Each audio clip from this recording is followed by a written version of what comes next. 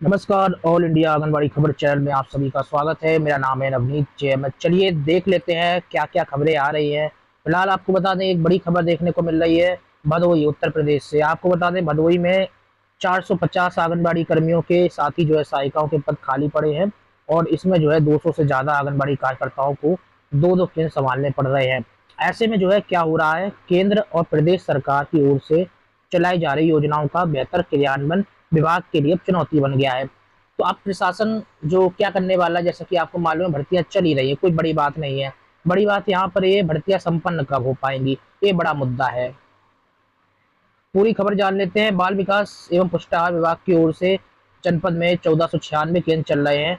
इन पर एक आंगनबाड़ी और एक सहायिका की तैनाती की गई है।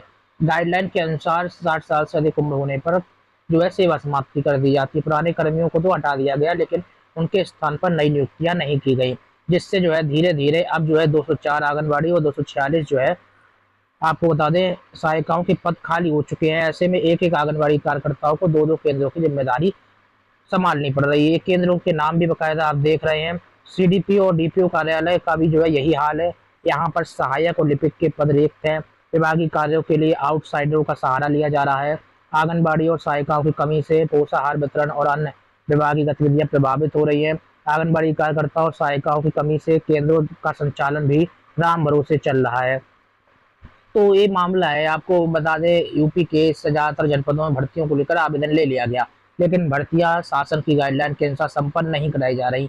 तो इसी वजह से ये समस्याएं पैदा हो रही हैं और समस्याओं का समाधान ना होने की वजह से यह एक बड़ी चुनौती बन गई है।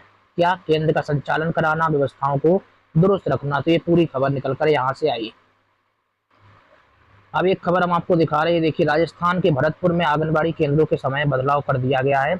आपको बता दें, राजस्थान में जो शाम का समय होता है, रात का, उसमें भीषण सर्दी पड़ती है, दिन के समय में भीषण गर्मी पड़ती है। लेकिन आपको ये जानकारी दे दें, निदेशक बाल विकास पुष्टाहार जयपुर की ओर से आदेश जारी किया गया, यानी कि पूरे राजस्थान में यह आदेश लागू होने वाला है। भीषण गर्मी और चिलचिलाती धूप से आंगनबाड़ी केंद्रों के संचालित होने के समय में बदलाव किया गया है। और इसमें क्या है, प्रकाशित एक खबर प्रकाशित हुई थी। इसे प्रकाशन के बाद बाल विकास विभाग निदेशक ने एक आदेश भी जारी किया है और इस आदेश के तहत बच्चों के पहुंचने के समय में परिवर्तन करते हुए सुबह 7 से 11 बजे तक कर दिया गया, यानी कि कुल 4 घंटे ही आंगनबाड़ी केंद्र खोले जाएंगे। जबकि इससे पहले आंगनबाड़ी केंद्रों का समय सुबह 8 से दोपहर 12 बजे तक था। यानी कि कुल मिलाकर 4 घंटे तो आंगनबाड़ी केंद्र खोले ही जाते हैं, लेकिन 1 घंटे कम कर दिया गया है। लेकिन खोले तो 4 ही घंटे जाएंगे, लेकिन समय में बदलाव किया गया है। उत्तर प्रदेश हो या देश का कोई भी राज्य, हिमाचल प्रदेश, झारखंड, बिहार, पश्चिम बंगाल में तो ग्रेच्युटी के नाम पर कुछ दिया जा रहा है, रिटायरमेंट पर कुछ दे देते हैं पैसा। एमपी में भी दिया जाता है। अगर आप मध्य प्रदेश, बंगाल या किसी भी राज्य से जुड़े हैं और इस चैनल को देख रहे हैं, तो कमेंट बॉक्स में बताइए आपको ग्रेच्युटी के तौर पर, या फिर आपको मित्रों को, आपकी जानकारों को ग्रेच्युटी के तौर पर रिटायरमेंट में सरकार कितना पैसा दे रही है और किस राज्य की सरकार है। कमेंट बॉक्स में अपनी प्रतिक्रिया जरूर दें। हम एक खबर आपके लिए लाए हिमाचल प्रदेश सरकार की ओर से। दरअसल आपको बता दें, हिमाचल प्रदेश सरकार अब रिटायरमेंट के बाद ग्रेच्युटी का लाभ देने की बात कर रही है।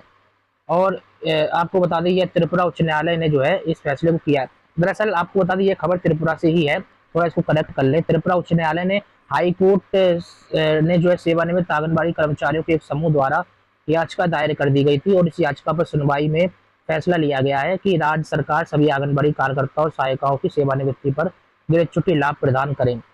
उत्तर प्रदेश में इसी नियम को लागू किया जाना चाहिए, लेकिन यूपी में ऐसे नियम को लागू नहीं किया गया। लेकिन त्रिपुरा सरकार, ये बड़ी खबर यहाँ से निकल कर आ रही है, त्रिपुरा उच्च न्यायालय का ये फैसला है।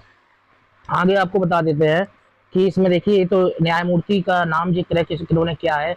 न्यायमूर्ति सब्यसाची दत्ता ने राज्य सरकार को सेवानिवृत्त आंगनबाड़ी कार्यकर्ताओं और सहायिकाओं को ब्याज सहित ग्रेच्युटी देने के निर्देश दिए। अब यहाँ पर एक बात बड़ी निकल कर आई है, ब्याज सहित। ब्याज का मतलब यह है कि कहीं ना कहीं सरकार को दोषी पाया है और इस मामले को कोर्ट में लाया गया। अब ब्याज वाली बात कही जा रही है। इससे कहीं ना कहीं ग्रेच्युटी जो मिलनी होगी वो ब्याज सहित मिलेगी और बढ़ जाएगी। याचिकाकर्ताओं ने अधिवक्ता पुरुषोत्तम देव बर्मन ने कहा कि इस फैसले से 20,000 से अधिक आंगनबाड़ी कार्यकर्ताओं और सहायिकाओं को लाभ मिलेगा। अधिवक्ता यानी वकील ने कहा है कि कम वेतन पाने वाले कर्मचारियों ने भी समग्र विकास में योगदान दिया है, लेकिन सेवानिवृत्ति के बाद उक्त कर्मचारी खाली हाथ लौट रहे हैं। ये सब हवाला दिया गया, जो हवाला अन्य राज्यों में भी दिया जाता है। 2021 में उच्चतम न्यायालय ने गुजरात आंगनबाड़ी कार्यकर्ताओं सहायिकाओं के एक मामले पर सुनवाई की थी। कार्यकर्ता सहायिकाओं को जमीनी स्तर पर उनकी महत्वपूर्ण भूमिका को पहचानते हुए ग्रेच्युटी लाभ प्रदान करने के निर्देश दिए थे। आपको एक जानकारी दे दें, देखिए जब सर्वोच्च न्यायालय कोई बड़ा फैसला करता है, कोई बड़ा आदेश करता है, तो ऐसे में जो है अधीनस्थ न्यायालय उनको मानने पर विवश होते हैं। विवश क्या होते हैं, तो उनको मानना ही पड़ता है। और इसी कारण से जो है सुप्रीम कोर्ट में जिस तरीके से गुजरात वाला मामला गया था और उसमें जीत मिली थी, इसी वजह से जो है अब अन्य राज्यों में ग्रेच्युटी वाले मुद्दे उठने शुरू हो गए हैं। हालांकि ये तो जो खबर बता रहे हैं त्रिपुरा उच्च न्यायालय में 2021 की है, तब से चल रहा है केस, लेकिन अन्य राज्यों में भी बहुत सारे मुद्दे उठे हैं। यूपी में भी मुद्दा चल रहा है, यहाँ पर भी हाई कोर्ट ने निर्देश दिया है, लेकिन सरकार अभी मानने को तैयार नहीं हो रही है। यूपी में भी बहुत ही जल्दी ग्रेच्युटी को लेकर संभवतः कोई फैसला देखने को मिल सकता है और चुनाव के बाद ही सब देखने को मिलेगा। लेकिन फिलहाल त्रिपुरा उच्च न्यायालय ने जो है एक बड़ा फैसला किया है। शीर्ष अदालत के फैसले को ध्यान में रखते हुए त्रिपुरा उच्च न्यायालय ने राज्य सरकार को बिना किसी देरी के सभी आंगनबाड़ी कार्यकर्ता और सहायिकाओं को ग्रेच्युटी देने के निर्देश जारी कर दिए हैं। साथ ही ये भी कहा है इस फैसले से देश के बाकी हिस्सों में बड़ी संख्या में ऐसे श्रमिकों को मदद मिलेगी। देखिए पहले आपको ये जानकारी दे दें ग्रेच्युटी सरकार क्यों नहीं देती है। ग्रेच्युटी सरकार इसलिए नहीं देती है क्योंकि वो कर्मचारी नहीं मान रही है और श्रमिक नहीं मान रही। एक तरफ से कर्मचारी दूर की बात, कर्मचारी तो राज्य में भी आ जाएगी, श्रमिक दर्जा नहीं दे रही थी। ऐसे में जब सुप्रीम कोर्ट ने देखा कि मेन काम प्रमुख कामों में जो आंगनबाड़ी कर्मियों की भूमिका महती है, यानी कि महत्वपूर्ण भूमिका है, तो ऐसे में जो है सर्वोच्च न्यायालय ने गुजरात वाले मामले पर जो है सरकार को निर्देशित किया, गुजरात सरकार को, और कहा कि ग्रेच्युटी का हक मिलना चाहिए जो भी नियम बना है। तो इसी नियम के बाद सर्वोच्च न्यायालय ने फैसला किया, फिर अलग अलग राज्यों से मामले जो है दर्ज होने लगे और कहीं ना कहीं मामले दर्ज होते होते उत्तर प्रदेश में भी चर्चाओं में मामला और भी राज्यों में चर्चाओं में है। लेकिन एक राज्य पश्चिम बंगाल, आप लोगों ने सुना होगा, पश्चिम बंगाल तो चर्चाओं में रहता ही है।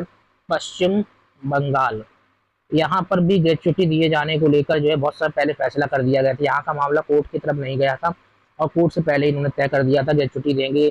बाकी दे ही रहे, देगी क्या, रिटायरमेंट पर ये देते ही है एक मुश्त राशि, ठीक है। बाकी अन्य कई राज्य हैं वो देते हैं। अब त्रिपुरा सरकार को भी निर्देशित कर दिया है, तो त्रिपुरा सरकार भी अब देने लगेगी। और भी कई राज्य जिनकी लिस्ट हम बहुत जल्दी आपको दिखाएंगे कौन कौन से राज्य है ग्रेच्युटी दे रहे हैं।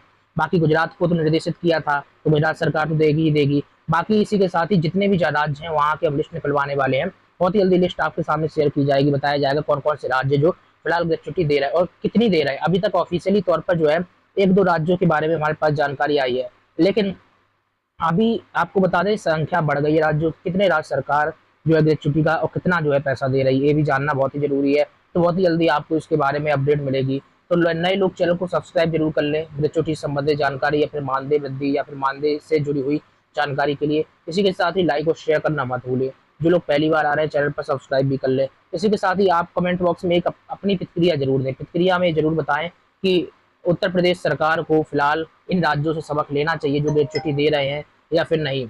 उत्तर प्रदेश सरकार को इन राज्यों से सबक लेना चाहिए, कोर्ट के निर्देशों से सबक लेना चाहिए या फिर नहीं। कमेंट बॉक्स में अपनी प्रतिक्रिया जरूर दें। अगर लेना चाहिए तो कमेंट में यस लिखें और ग्रेच्युटी के तौर पर जो है कितना पैसा जो है यूपी सरकार को देना चाहिए, ये कमेंट बॉक्स में प्रतिक्रिया दें। ग्रेच्युटी के तौर पर मिनिमम कितना पैसा सरकार को देना चाहिए, मैक्सिमम तो कितना भी लिख सकते हैं, मिनिमम आप बताइए कमेंट बॉक्स में। यूपी सरकार के लिए बोल रहा हूँ, यूपी, क्योंकि यूपी के बहुत सारे लोग इस चैनल को देख रहे होंगे, इस कारण से कमेंट बॉक्स में जरूर लिखें। आज के लिए बस इतना ही, नमस्कार।